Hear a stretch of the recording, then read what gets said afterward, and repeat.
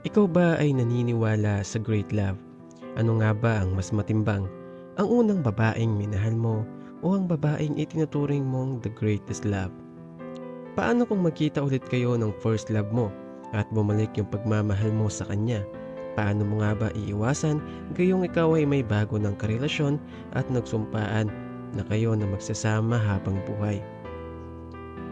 Hello sa inyong lahat mga kaparing, ako nga pala si Kuya Alex na maghahatid sa inyo ng mga sariwa at mga totoong kwentong pag-ibig, katatakutan, katatawanan, kaiiyakan at mga kwentong magbibigay sa inyo ng aral. Paano kung makita mo muli ang unang babaeng minahal mo? Paano kung bumalik ang pagmamahal mo sa kanya?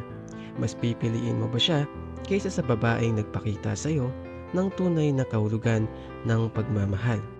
Dear Kuya Alex, ako nga pala si Kiel, 21 years old na at kasalukuyang nag-aaral sa kolehiyo as third year student taking engineering course. Kasalukuyan po ay meron akong kasintahan, si Wendy. Third year college student din po siya at same course pero magkaiba nga lang po kami ng school na pinapasukan. Kuya Alex, sigurado na ako na si Wendy na ang gusto kong pakasalan at makasama sa pagtanda. Bubuo ng sariling pamilya at kasamang tuparin ang mga plano namin sa buhay. Katulad po ng ibang mag-couple na dumaan sa pagsubok, ganoon din po ang nangyari sa amin. Wala naman po sigurong perpektong relasyon sa mundo. Lahat naman po ay dumadaan sa mga pagsubok. Ang kaibahan nga lang po sa amin ay hindi kami nagpapatinag. Kung ang iba ay sumusuko at nagkakalabuan na umaantong naman sa hiwalayan, pues kami po ay hindi. Kuya Alex, bago pa tuluyang humaba ang panimula ko, ikukwento ko na po sa inyo ang kwentong pag-ibig ko. Sa buong buhay ko, masasabi ko na dalawang babae lamang po ang dumaan sa puso ko at dalawang babae lamang ang minahal ko. Ipinanganak po ako sa lugar ng La Union. Bata pa lang ako ay alam ko na ang kahulugan ng pag-ibig dahil na rin nakikita ko sa mga magulang ko na kahit nagkakaedad na, hindi pa rin po nawawala sa kanila ang tunay na pagmamahalan. Kahit na minsan ay meron silang hindi pagkakaunawaan, andun pa rin yung pag-uusap ng mahinahon para magkaayos. Kaya ipinangako ko sa sarili ko na pag nagkaroon ako ng kasintahan balang araw, hindi ko po siya sasaktan o ipagpapalit sa iba.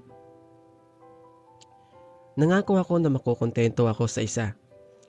Sa pagtungtong ko sa grade 9 ay nakilala ko ang unang babaeng nagpatibok ng puso kung kailanman ay hindi pa umiibig. Opo Kuya Alex, yun ang unang beses na ma-inlove ako sa isang babae. Siguro'y dahil sa hindi ko nakita sa iba ang mga hinahanap ko sa isang babae na nakita ko sa kanya. Isang araw po noon habang nagmamadali ako sa hallway, papasok ng aming classroom ay nabunggo ko ang isang babae. Natumba siya dahil na rin siguro sa lakas ng impact ng pagbangga ko sa kanya. At sa sobrang taranta ko dahil sa mahuhuli na ako at siguradong sa labas na naman ako mag-aantay hanggang sa matapos ang pagtuturo ng aming unang guro sa subject na iyon. Ganun po kasi talaga Kuya Alex. Sa first subject po namin ay sobrang higpit po ng aming guro. Kapag late ka, automatikong mag-stay ka sa labas hanggang sa susunod na subject. Yun nga po ang nangyari Kuya Alex. Di ko na pinansin pa ang nabunggo kong babae dahil sa pagmamadali. Nang marating ko na ang aming classroom ay tulad po ng dati, andun na nga ang teacher namin sa unang subject. Dahil alam ko naman po ang mangyayari, hindi na lamang ako lumapit pa sa pintuan. Nagstay na lamang ako sa labas at inantay na matapos ang subject niya. Maya-maya ay may lumapit sa akin na babae. Pamilyar yung itsura niya pero hindi ko matandaan kung saan ko siya nakita. Pero sa totoo lang Kuya Alex, unang kita ko pa lamang sa kanya bigla na agad bumilis ang tibok ng puso ko. Inaamin ko na labis akong humanga sa ang kanyang kagandahan. Bilugan ng mga mata at maputi. Hindi ko na po namalayan na papalapit pala siya sa akin. Nakatitig lang kasi ako sa maganda niyang muka. Hindi ko inakala na kakausapin niya ako. Hindi ako makapaniwala na ang isang magandang dalaga ay kakausapin ng simpleng gaya ko. Kuya, pwede po ba magtanong? Ang tanong niya sa akin na ikinabigla ko kasi ba't naman niya ako tatawagin kuya? Magkasiedad lang naman kami. Kuya? Uy, magkasiedad lang tayo Kaya wag mo akong tatawagin kuya. Sabi ko sa kanya, "Ay ganun po ba? Pasensya na po ah. Magtatanong lang po sana ako kung saan dito ang Nine Makiling?" "Nine Makiling ba kamo? Section ko yan ah. Bakit may hinahanap?" Transferi po kasi ako galing sa ibang school." Di kung ganun magkaklase pala tayo." Saad ko na may halong ngiti. Hindi naman po sa panghuhusga Kuya Alex, pero wala pa kasi akong naging kaklase na kasing ganda niya. "Kung ganun, ito yung room natin. Sakto andyan na yung first subject teacher natin." Dagdag ko pa. Ikaw po, ba't andito ka sa labas? Mukhang nagtuturo na ata yung teacher sa loob." Saad niya habang tumitingin pa sa loob ng classroom. Kasi ano, naputol ang pagsasalita ko nang lumabas ang teacher namin sa unang subject. "Late ka na naman. Nakailang absent ka na sa subject ko. Dahil sa mga late mo." Disappointed na sabi ng aming guro sa unang subject. Napayuko na lamang ako Kuya Alex dahil syempre nahihiya rin ako, lalo na at andun ng magandang babae. Kagad naman po ipinakilala ng aming guro sa unang subject ang bagong lipat pa lamang. Agad akong pinagsabihan na sana ay wag na maulit pa to dahil kung hindi ay ipapatawag niya na ang mga magulang ko. Nakatingin pa sa akin noon ang bagong lipat habang sinesermonan ako ni sir. Nakakahiya Kuya Alex. Yan lang ang masasabi ko. Sobra. Agad nga pong nagpakilala ang bagong transferee at doon ko nalaman na ang pangalan niya ay Kiara.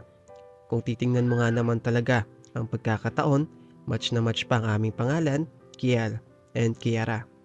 Sa totoo lang Kuya Alex, habang nagpapakilala siya sa harapan ay hindi ko maiwasan na mapatitig sa maganda niyang muka.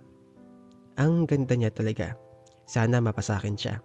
Bulong ko pa noon sa aking sarili, Kuya Alex, hindi ko akalain ang babaeng minahal ko, nagustuhan sa unang kita pa lamang ay makakatabi ko sa upuan. Opo, Kuya Alex. Dahil absent noon ang katabi ko at best friend kong si JC, ay doon muna siya pinaupo dahil sa wala ng ibang bakanting upuan ng mga oras na yon. Ang mga oras na yun yata ang pinakamasayang nangyari sa buhay ko. Kuya Alex, wala na akong mahihiling pa ng mga oras na yun, kundi ang humaba pa ang oras kung pwede. Gusto ko pa siyang makatabi ng mas matagal, kung pwede nga lang habang buhay. Hindi, biro lang Kuya Alex. Para bang ayoko na mag-uwian pa. Parang gusto ko na habang buhay ay katabi ko siya. Kuya Alex, ng mga oras na yon ay sobrang kaba ang nararamdaman ko. Halos pagpawisan na ako ng mga oras na yon. Sobrang ganda niya kasi talaga. Para sa paningin ko, kahit sa malayo man o malapitan ay hindi nagbabago. Sobrang ganda niya talaga. Kahit ang mga kaklase ko ay hindi maiwasan na mapatingin sa amin. Narinig ko pa ang ilan sa kanila na nagbubulungan at nagsasabing napakaswerte ko raw at nakatabi ko ang magandang si Kiara. Matalino si Kiara Kuya Alex, mabait at mahinahon. Iyan ang napansin ko sa kanya araw-araw. Sa tuwing may recitation ay hindi mo siya makikita na hindi magtaas ng kamay. Para bang alam niya ang lahat ng sagot. Para nga siyang apo ni Einstein. Hindi na nakakapagtaka iyon dahil ayon sa mga narinig ko, isang honor student pala ito mula sa kanyang dating eskwelahan. Siya rin ang valedictorian no elementary dahil sa mga katangian niyang iyon ay mas lalo ko siyang minahal ng higit pa. Kuya Alex, buti na lamang at pumayag ang kaibigan kong si JC na lumipat na lamang ng ibang upuan dahil gusto ko siyang makatabi ang magandang babaeng si Kiara. Gusto ko na hanggang sa pagtatapos namin sa taong ito ay siya pa rin ang makasama ko. O Kiel, nakatingin ka naman kay Kiara. Ano bang meron sa kanya? Biglang napabalingkas ang tingin ko dahil sa sinabi ng aming guro na agad namang sinabayan ng mga kaklase ko. Hoy, si Kiel. Oh, may gusto kay Kiara. Ay, crush niya. Inamin ko Kuya Alex na sobrang kahihiyan ang nararamdaman ko ng mga oras na yon. Dahil sa isang iglap ay nabulgar ang isang lihim na dapat ay walang ibang makakaalam. Iniingatan ko kasi na hindi malaman ng iba na gusto ko si Kiara, or I should say na mahal ko siya. Pero ito, at nabulgar na at wala na akong lusot pa. Napansin ko sa mukha ni Kiara ang biglang pagngiti nang banggitin iyon ng aming guro na sinabayan pa ng pang-aasar ng mga kaklase namin. Hindi ko alam kung dahil ba sa pang-aasar or kinikilig kaya siya. Masyado na atang mataas ang imagination ko. Dumaan ng mga araw, napansin ko na madalas na akong kausapin ni Kiara. Kung dati kasi ay ako ang unang kumakausap sa kanya, Katulad ng pag may itatanong ako sa kanya about sa subject, kung paano gawin to, kung naiintindihan mo ba ang math, mga ganong bagay na alam kong nahahalata na ata niya.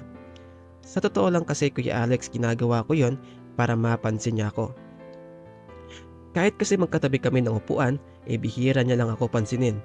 Pag oras kasi ng klase, nakafocus talaga ito, at pag break time naman o walang teacher, nagbabasa lamang ito ng mga pocketbook o minsan ay nakikinig ng music. Kung minsan man ay nakikipag-usap din ito sa mga babaeng kaklase namin.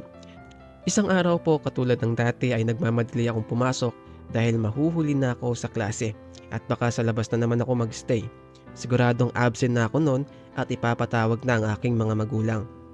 As usual, Kuya Alex, ganun nga po ang nangyari. Pero mas malala ngayon dahil nagigpit na ang aming school at lahat ng late ay hindi basta-basta pinapapasok sa kani-kanilang mga classroom. Alam niyo po ba kung ano ang parusa sa mga late? Well, maglilinis lang naman po kami ng school ng 1 oras bago kami payagan na pumunta sa mga respective classroom namin. At kung minalas-malas ka nga naman po talaga, isa ako sa mga na-late, kaya naman ang ginawa sa aming mga late ay pinapila kami sa ground by section. Lingon po ako ng lingon noon at nagbabakasakali na may mga kaklase akong late din at nang may makasama naman po sa paglilinis. Nakakaya naman kung ako lang mag-isa sa section namin ng late. Until nang paglingon ko sa aking likuran ay nakita ko si Kiara. Sobrang ganda niya talaga at hindi ko maiwasan na mapatitig na lamang sa kanyang muka. Ilang segundo rin po na nakatitig ako sa muka niya. Ilang segundo rin na pinagmasdan ko ito at hindi po talaga nakakasawang tingnan. Naabala lamang ang pagtitig ko sa magandang mukha ng mahal ko nang biglang may tumapik sa akin. "Uy, nakatingin ka naman sa jowa ko," sabi ng isang pamilyar na boses, pero parang hindi ko ata gusto ang sinabi niya. Jowa ko. Talaga, may jowa na ba ang mahal ko eh? Ako lang naman ang jowa nun. Char lang po. Nakakagalit talaga at gusto kong sapakin ang nagsabi nun. "Anong jowang pinagsasabi mo?"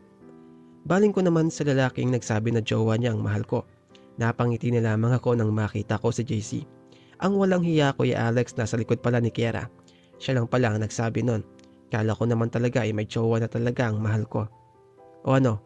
Ikaw hanggang dito ba naman ayaw mo pa rin tigilan ang pagtitig sa mukha ni Kiara? Saad niya na agad kong itinanggi. Hindi kaya ako nakatingin sa kanya. Pagtutol ko na agad namang ikinangiti ni Kiara. Napansin ko yun, Kuya Alex.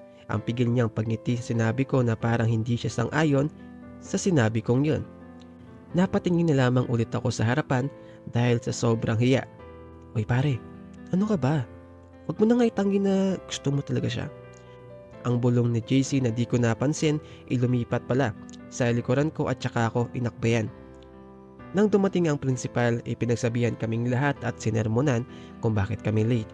Ilang minuto rin na nagsermon sa amin ang principal hanggang sa sinabi na niya kung saan kami maglilinis.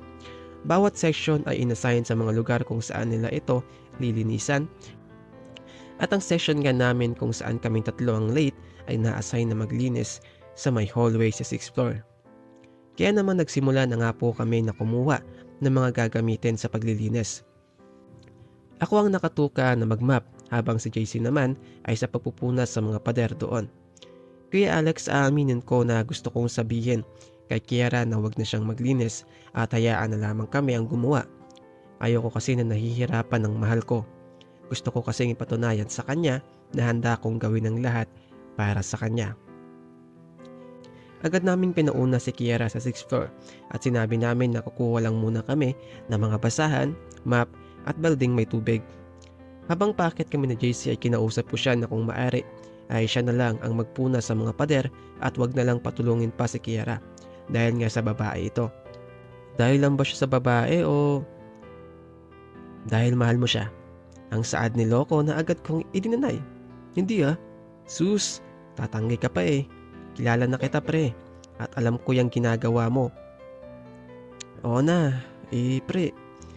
Mahal na mahal ko kasi talaga siya eh. Ayoko na napapagod siya o nahihirapan. Kaya please lang baka pwedeng wag natin siyang patulungin pa. Siya sige, dahil sa mahal mo ang jowa ko, magbibigyan kita. Pero ikaw ang magsasabi sa kanya at make sure mo lang na papayag yan. Salamat pre, huwag ka mag-alala, ako nang bahala gumawa ng paraan. Buti naman at pumayag ang kaibigan ko. Pero minsan kasi ay naiinis ako pag sinasabi niyang jowa niya si Kiara. Sabagay, wala namang masamang mag-imagine. Nung una, Kuya Lex, ay hindi siya pumayag na hindi tumulong sa amin. Kaya ang ginawa ko ay nag-imbento na lamang ako. Sinabi ko sa kanya na may namatay na babaeng estudyante sa 6th floor at ito ay nagmumulto. Nagpapakita ito sa mga kapwa niya, babaeng estudyante rin. Pero mukhang hindi ata convincing ang sinabi ko at buti na lamang ay malawak ang imahinasyon ni JC at mas dinagdagan pa niya ang kwento. Alam mo ba, Kiera? Yung babaeng estudyante na nagpakamatay rito. Ayon sa mga kwento-kwento, naghahanap raw siya ng kapwa niya estudyante para isama sa kabilang buhay. Kaya nga marami ang hindi umakyat rito eh. At alam mo ba, yung jowa ko dati, namatay siya matapos niyang pumunta rito. May pinakuha kasi sa kanya yung guro namin sa isa sa mga room dito. Tapos, bigla na siya nawala ng malay. Isinugod siya sa ospital pero patay na raw siya. Ayon sa isang janitor na nakakita, may nagpakita raw na isang babae sa harapan nito. At pagkatapos nun, ay bigla na lamang natumba ang jowa ko. Kaya please, ayaw namin na magaya ka. Saad ng loko na halos maiyak na. Ibang klase din talaga ang best friend ko. Ang galing umarte at talagang napaniwala niya ang mahal ko. Bago bumaba ang mahal ko ay nagpasalamat muna ito sa amin, especially sa akin. Wala akong ibang naging tugon sa kanya kundi ang isang simpleng ngiti. Pero sa kaloob-loob ko, sobrang saya ko ng mga oras na yon.